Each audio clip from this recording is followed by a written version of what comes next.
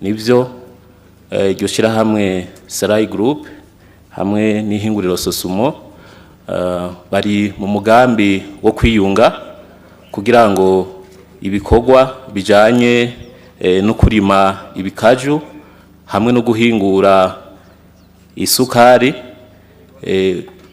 bibandanye bigwira kandi isukari ya SOSUMO ishobore kuba nyinshi turonke iyo abenegihugu bakenera twongere turonke niyo dushora hanze kuko uravye indimiro ishirahamwe ihinguriro SOSUMO risanzwe ririmako hamwe n'umugambi wo kwagura izo ndimiro urerekana neza yuko dushobora kuronka ibikaju bikwiye.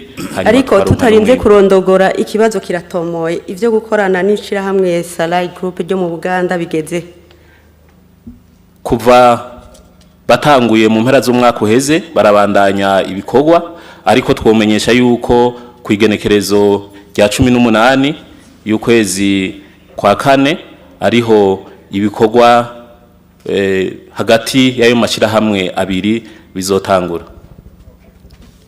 Murakoze. Ariko mu rudandazwa rw'isukari haribonekeza agahaze aho usanga abajeje intwaro aribo bariko baratangiye sukari, hari n'abaca baja kuyidandaza ku kiyiko bimwe twita ku kiyiko.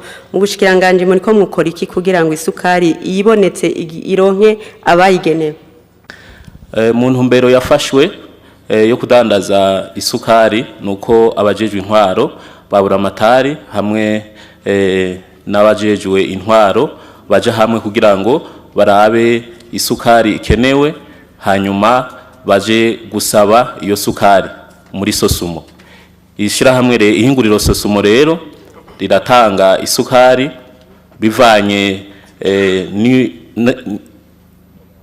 no quantité abajejwe intwaro baba basavye ku ntara.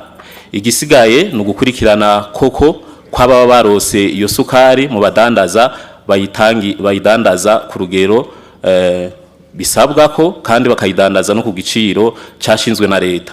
Aha ico tumaze imisi tubona nuko hariho abadandaza bamwe basaba impusha ko bashaka kuza kuzana isukari ivuye hanze mugabo ugasanga ahubwo babitse isukari bahawe n'ihinguriro SOSUMO bigatuma rero baca bashaka kuyidandaza ku giciro kitashinzwe na leta bitwaje ko ngo baba bayikuye hanze.